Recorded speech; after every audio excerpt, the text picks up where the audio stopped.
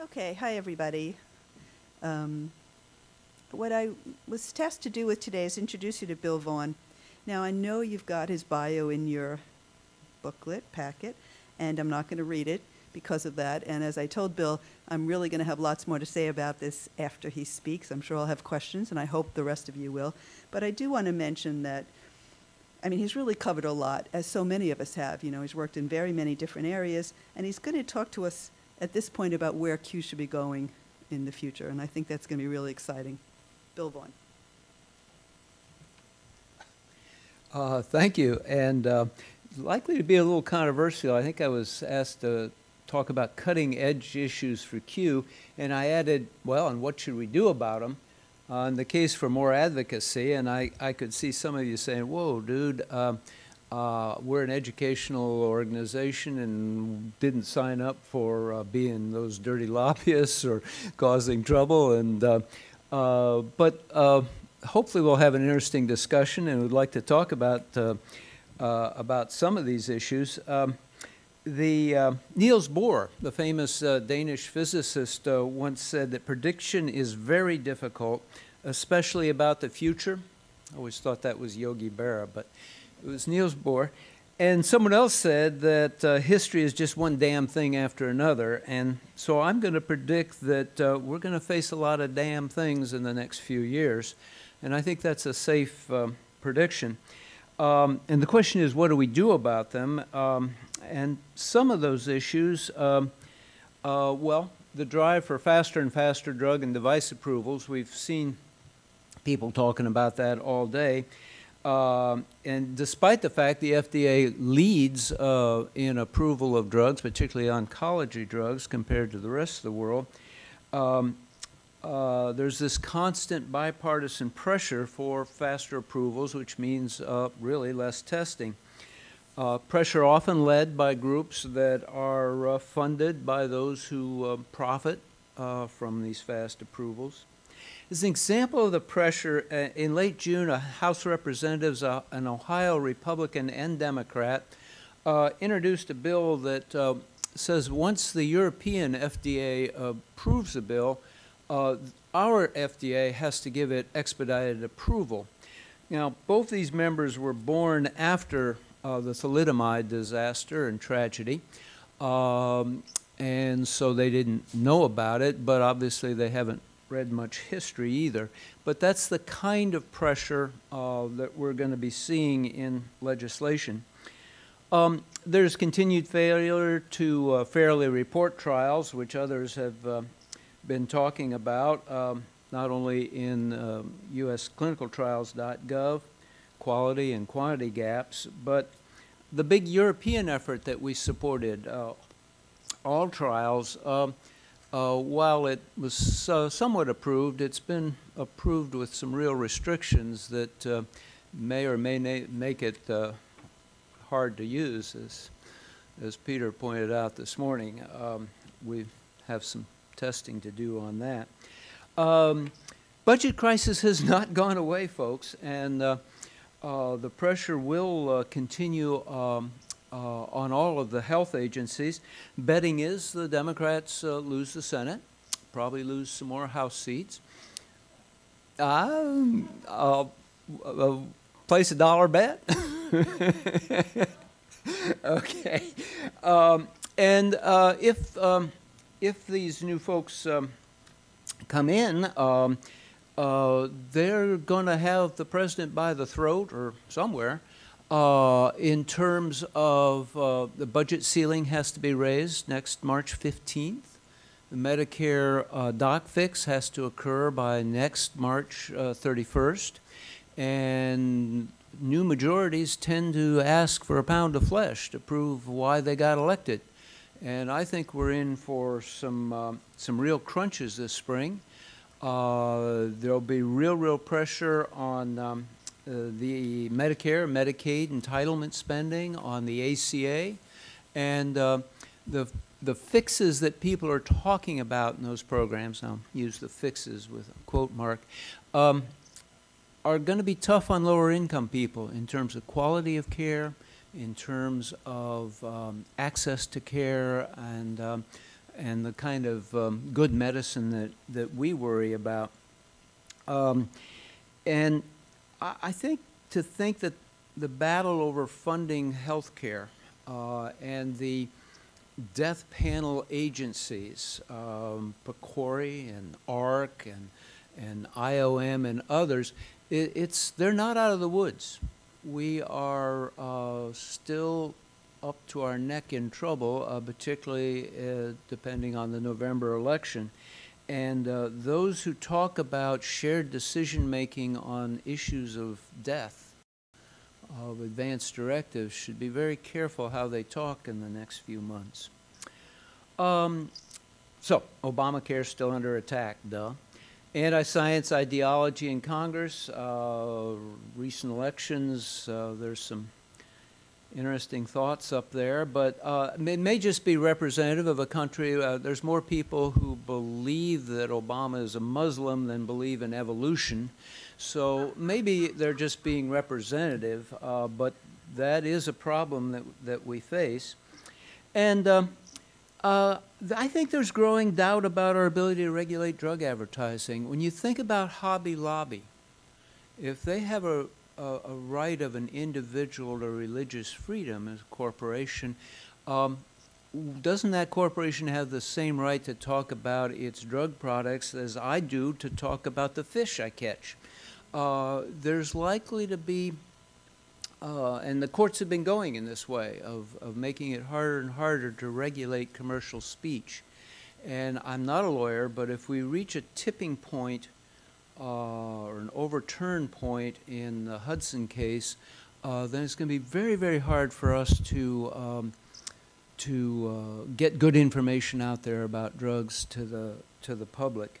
And of course, there's big data, which could be positive. We've got all these huge data fields coming in, like Sentinel, that can give us so much more information than we've had in the past. But there will also be a tendency to say, oh, we don't need randomized clinical trials, so-called gold standard. This other stuff will be good enough. And we need to make sure we know where we're going in these big data areas. And that'll be a fight for the future. So those are some of the issues. You can see why my wife calls me Eeyore.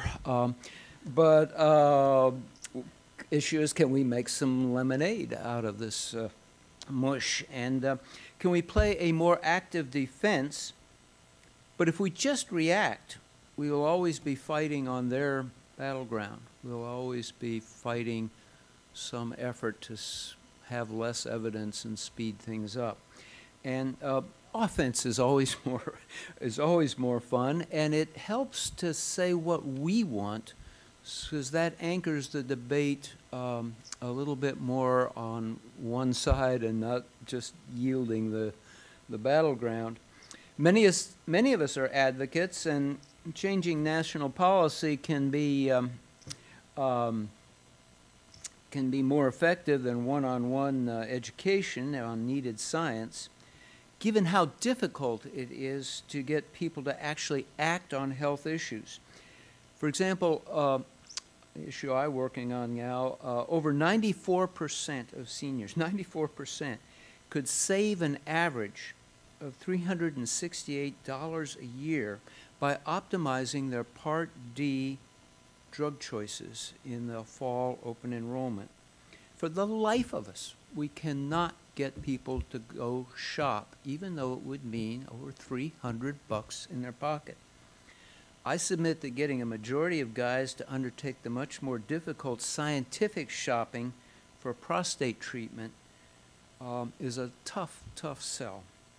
We need national policy changes. For example, a health plan that doesn't provide a system of evidence-based shared decision-making, say on prostate or on ventilator care or, well, you name it, doesn't get as many quality stars, as a plan that does, or really catch their attention. We don't pay them as much. We need these national policy changes to be more effective educators. So there's really a tremendous potential for things we can lobby on, and the handout sheets are examples, a summary sheet that Gina and Kate helped on the summary sheet. The other one is just sort of a crazy Christmas list of things that we could do if we had 5, 6 staffers and millions of dollars of staff money to run around the hill. But it's the kind of thing that we could be doing if we wanted to do more lobbying. And the problem of so much of this is that the time frame is very short. Peter this morning talked about comments due by September 15th on informed consent. That's 2 months, almost 2 months. But someone would need to grab that as a project and work it for the group. Congressional hearings can be overnight. You know, you'll get 2-day notice and asked to show up. So having the time to do these things is difficult. Where we do have time and where we really need to make an effort is in PDUFA 6, the 6th 5-year renewal of the prescription drug user fees that is funding what? About 70% and rising of the FDA budget. And that is the key for the next 5 years of FDA activity, and you can bet that pharma and the device guys are busy talking to each other about what they want and how they're going to lobby this, and we ought to be staking out what we want. And one of the key ones, of course, would be, since it's so hard to win the PR battle against, not against, but of the patient who says, oh, I need a drug faster and I'm dying and don't ask so many questions, just get it to me. We need to put some energy into, okay, everything that's approved on an expedited basis, everything that's approved with surrogate endpoints, by God, we're going to get some good post-market studies, safety, some science in that. And that would be, I think, essential. And then when we find that, gee, that drug didn't work very well or is more dangerous than the disease or other products on the market, that we have tools that force that drug back off the market or under a REMS that would limit its use. Today, it's so hard once the cat's out of the bag to get it back in.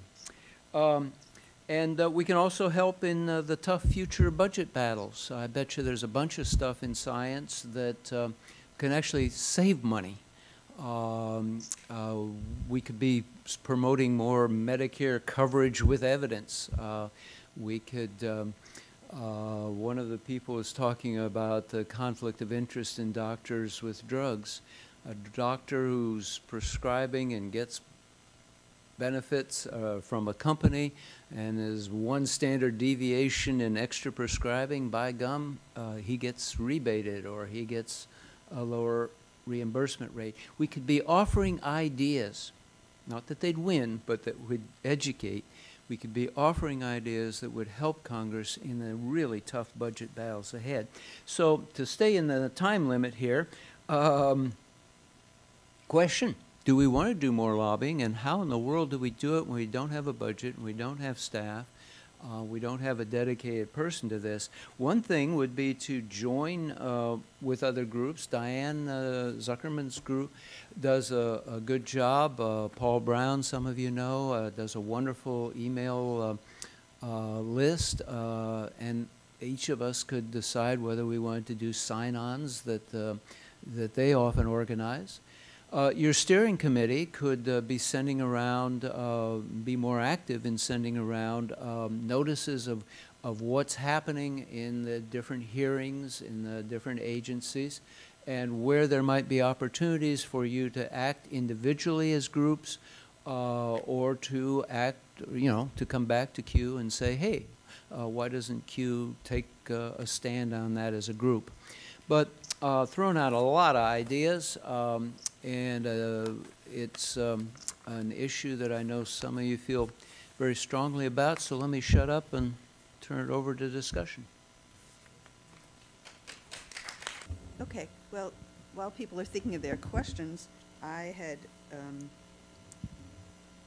was thinking about the idea that right now, the clinical trial system, although pharma has always complained that it's very, very expensive, they're the only players who can enter it because it's so very expensive. But then it turned out some studies were done and it showed it wasn't as expensive as we thought. So that raises lots of questions. I mean, apparently clinical trials are not almost $1 billion to conduct, but some of them can be conducted for 100 million or something along those lines. And while I say that, I can laugh because 100 million's way beyond the reach of any small company anyway. But it's kind of interesting. And I certainly like the idea, and Bill and I were talking earlier, that, you know, the kind of letters that go out, we should be bringing in a lot more groups to get involved with that and really get on the ball. What do you think about that? Where do you think we can go with it?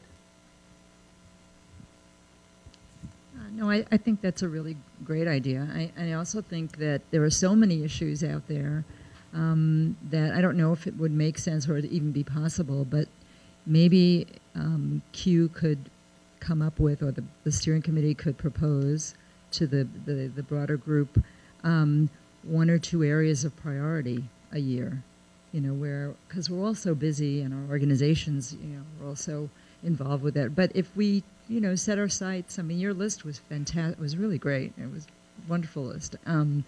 But we, you know, if we were to focus on one or two things, that we could actually do something, and, you know, and next year we could get together and see if we've had an impact. That might be a helpful way to go. And FDA does, you know, Avastin was the first time that an accelerated approval drug was removed from the market. So the precedent has been done, and it was very scary to testify in that hearing. But we got lots of threats and had to be escorted out with an armed guard after that testimony. Christine Brunswick was, and you know, but it can happen.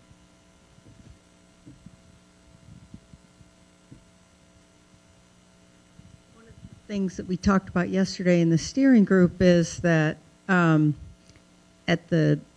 staffing for Q can't, because of time largely, but also the types of people we hire in a university setting aren't joining on because they're interested in politics necessarily. So we're not probably the best people to say, you know, these are the issues we should fight for. I mean, the types of issues I'm really interested in may not be the ones that are the best ones for Q. You know, I'm interested in some of the stuff you were bringing up, Bill, but not all of it. So really, the people who are best suited as lobbyists are within your organizations.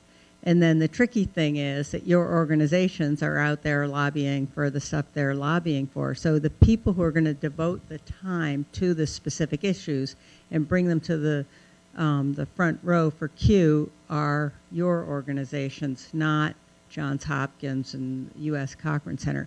We can bring stuff to the fore that's of interest to us. For example, you know, on the cost of clinical trials and so forth, a really big issue now is our animal studies. You know, there should be systematic reviews of animal studies. You shouldn't be wasting animal study work either. And when they calculate $100 billion or whatever it is, that takes into account all the animal studies, which we know nothing about, all the phase 1 studies, phase 2, phase 3, and they're counting in all the failed clinical trials too. Right. And so, you know, that has been debated. But this group, if I ran the zoo, could be interested in, well, are the animal studies even being, you know, what sort of publication biases are there? Are we doing clinical trials there? Do animal studies pan out? You know, are we just guessing because of mechanism of action or whatever? But if you're interested, and we probably could, I think PDUFA has a lot of those issues in it, but I'm trying to think of some of the other issues that we've talked about. We're unlikely to have the skills at the coordinating group that are needed to carry this forward because we're not in Washington, D.C., and we're not an organization like all of yours. So I think the challenge for us is there has to be more involvement from the membership to actually get this to happen. I think most people want something to happen.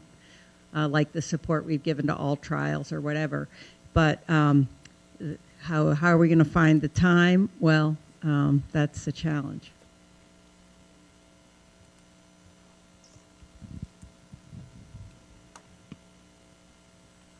I have one if we have time. Just a little bit more about the PDUFA and what issues are involved there. I know it's around FDA funding, but just if you wouldn't mind talking a little bit more about what steps would need to be taken to get involved with that. Oh, sure.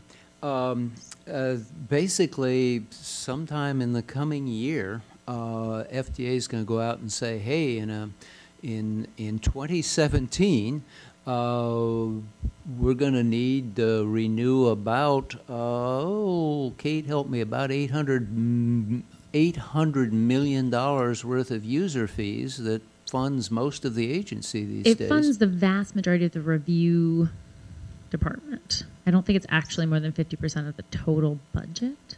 Is it really now? It's so climbed sad. up. Oh, yeah. That's depressing. It's scary.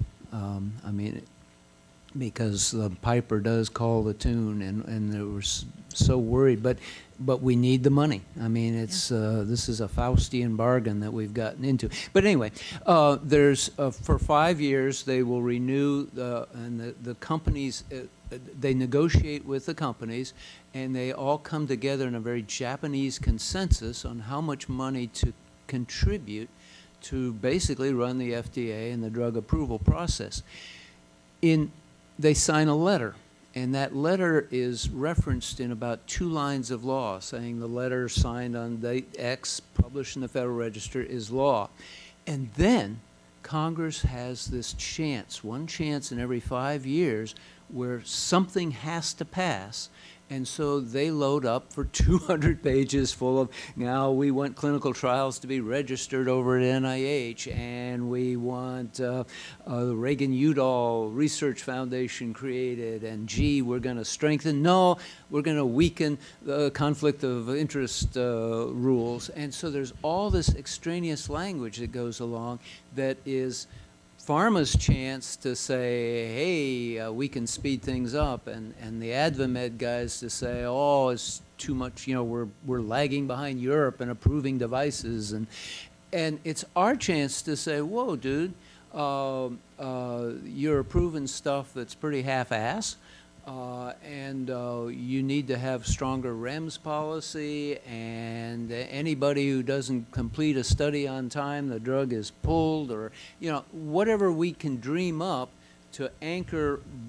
This is their Christmas store, and we need to, I think, we need to come up with our ideas for what would improve safety, what would improve information and education of the public, and try to balance off the greed over here with some good public policy.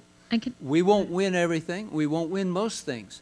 But we can slow this down, and we'll win 1 or 2 things. Let me add, just for, I don't know how interested people are, but just for the technical stuff, basically, as Bill said, this is because it's funding for a federal agency, it gets the bill has to be signed by July of 2017. So everything kind of goes backwards from there. What will start soon, probably spring of next year, less than a year from now, is at and there are 2 places where patients and consumers can engage. The first will be in 2015 when the FDA will, because there are 2 steps. So the FDA and industry negotiate what they want the user fee agreement to look like, and then Congress jumps in and decides what they want to add or take away from it. They almost never change whatever the FDA and industry agreed on. They just add on top of. So the important piece to get in is sort of where the FDA and industry agree.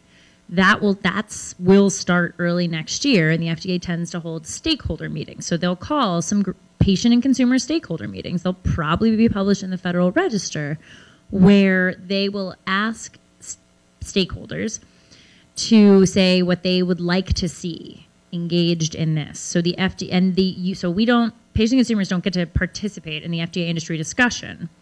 We've asked for that many years. It's never happened. But the FDA will, in theory, take what we've suggested with them when they negotiate with industry. Not to spin the FDA really poorly, but they're negotiating for their own funding, so it's problematic. What we can do if we say this is what we want, the FDA can then go, in theory, and say, well, you want to speed this up and they want to slow it down, so we have to stay where we are. that gives the FDA some leverage in their negotiation with industry. So a huge chunk of what patient and consumers can do with these meetings is make sure the FDA knows before they start negotiating with industry, which will start next summer probably, what they want. So they'll come to that agreement over the course of a year, and then it will go to Congress sometime in early 2016, and they'll have a year to mess around with it before it has to pass and be signed. And so that's where stuff goes on top of it. But anything industry gets into that initial agreement to speed things up, to cut data standards, Congress will not touch. They will not open that package. So anything industry gets there sticks, always, at least in precedent. So that's where we want to weigh in theory, next year.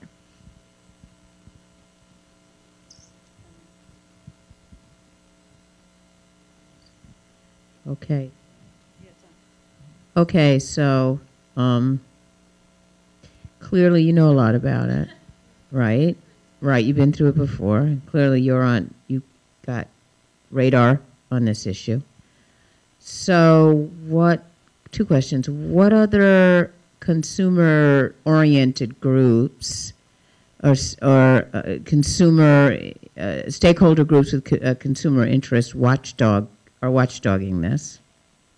And if this is something Q's going to try and organize Q members around weighing into, who's gonna give us the guidance about, in what capacity are we going to reach out to our membership to weigh in on this, and who's going to be responsible for making that happen?